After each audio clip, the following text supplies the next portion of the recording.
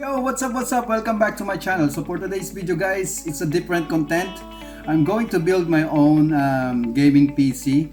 So before we go there guys, if you still not subscribed to my channel, please do subscribe now and click that bell notification so you'll be updated on my upcoming videos. Alright? So, pasok intro.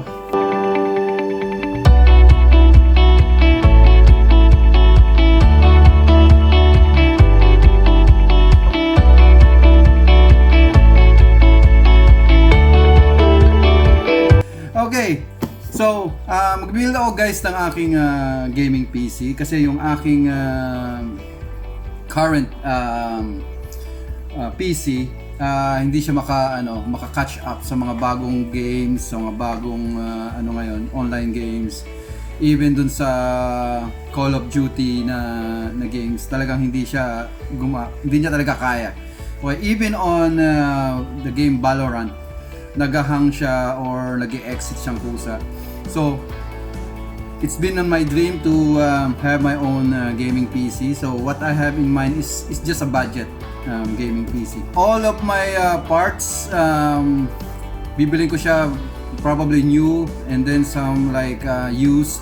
It doesn't matter. I already talked to some of my contacts. So, I have here, dito sa lugar ko, meron kami dito parang buy and sell. So, may mga kinontak na ako dyan. Nakabili ko ng motherboard. So, let's start on the motherboard itself. And so, I choose this one, the MSI B40M Pro Max. This one is for AMD Ryzen CPU or processor. So, may mga alam sa mga processor. So this is only for Ryzen AMD. Okay? So this is brand new. Pero hindi ko siya binili sa isang shop, binili ko siya sa isang individual na nag-post ng tawag dito, ad sa marketplace and still brand new. I can tell naman dun sa kanyang packaging. So this is the motherboard. Ito yung kanyang backplate. Meron siyang mga SATA cable. Siyempre yung MSI True Gaming stick hub. Ayan. Meron pang tawag dito.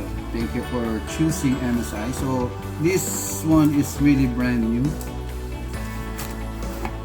Nandun yung mga natin yung kanyang instruction manual.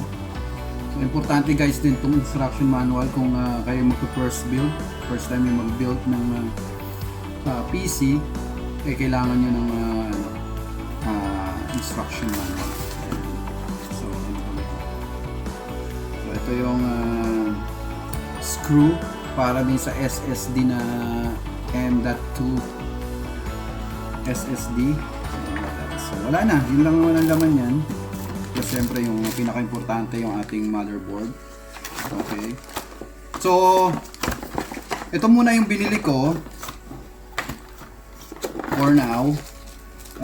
Kasi nga binibuild ko yung aking PC. Ngayon, nag-order na ako sa Pilipinas. Gusto ko kasi different yung itsura ng aking gaming PC. So, meron akong nag-search ako ng magandang casing.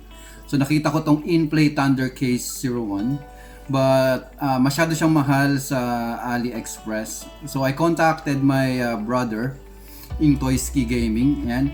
If hindi pa kayo nakapalo kay Intoyski Gaming, mag-follow na kayo sa kanyang Facebook page. Ayan, meron na siyang I think 4K or 3K na followers. Nag-start pa lang siya. So kinontak ko yung aking kapatid sa Pilipinas for me to hook up this kind of PC case, computer case. So sabi niya meron siyang kakilala, so hinukup niya ako dito kay AC Hub Manila. Now the problem is nabili niya na yung case, but the thing is a problem.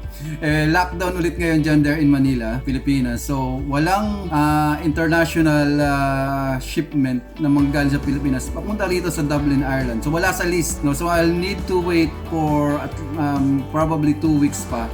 So probably masiship niya pa yung case by the 1st of April or 2nd of April. Ayan, kasi April Fools, no, baka it's a prank. Well, so masaship niya pa yon, kaya matagal-tagal pa bago natin makuha yung casing. So for now, ito muna yung ating mga binili. So ipunin na muna natin yung mga parts na kailangan natin para pagdating ng case, ready na, sasalpak na lang natin. Along with that case guys, no, yung case na is a different look case. Yung ating mga conventional or yung mga ating common case, computer case, yung kanyang rectangle. Ito, iba yung itsura niya. So para siyang ulo ng Gundam. So, ayan siya, robotic yung kanyang style. The thing is, di masyado siyang open tong ganitong klase ng case. Kaya yung airflow niya, yung cooling niya, medyo maganda. The only problem, I think na may encounter natin dito is yung alikabok. No? So, kailangan talaga masipag tayo maglinis nito. Kailangan natin ng blower nito for sure para mabilis nating malinis or matanggal yung mga alikabok sa ganitong klase na well, we'll see guys. Pagka dumating na tong case na to, for sure i-update ko kayo kung ano magiging itsura. So nagpabili na rin ako ng RGB fan, cooling fan. Ayan yung in-tray RGB cooling fan. So nag-iiba-iba ang kulay niyan pagka nilagay mo na siya sa dito sa PC, dito sa case. So it will helps also for the cooling of your PC. So 6 yan. So dalawa sa likod, dalawa sa ibabaw, at dalawa sa harap. Yan. So magiging makulay itong magiging makulay ang ating gaming PC. So ganito ang magiging itsura niyan guys pagka nabuo. Oh my God! Wow! Yan ang aking something in mind. Ganyan ang magiging itsura niya. Kahapon, meron akong message na isang nagbebenta rin ng parts. So nakita kong kanyang advertisement. Ang bala ko lang talaga is Ryzen 5. More on gaming. But yung nagbebenta na tinanungan ko unang-una is separate niya lang binebenta yung kanyang Ryzen 5. Separate din yung yung fan. So nag-search pa ako So nakita ko nga itong isang advertisement na sa marketplace sa Facebook na binebenta niya tong kanyang Ryzen 7 na 2700 ng 170 euros. So tumawad ako syempre. Tinawanan ko, sabi ko 160 euro na lang. At pumayag naman siya. So kasama na rin yung fan dun sa 160 euros. Ito, kinuha ko kahapon yung CPU. So ito na yung CPU niya. Yun yung Ryzen 7. Ito niya, Ryzen 7. Ayan. So ang kagandahan lang dito sa Ryzen 7 guys, no? Gaming and editing siya. Ngayon ito, well balanced siya sa gaming and editing, no? So kasi madalas ako nag-edit ng aking mga videos para sa aking YouTube channel. So I think magiging beneficial sa akin yung Ryzen 7 na CPU and as well on my gaming side as well. Okay? So along with that CPU, ito na kasama yung kanyang AMD fan. Yan yung kanyang fan. I'm going to show you guys kung paano i-install yung processor dun sa motherboard. Okay? So labas natin yung motherboard natin.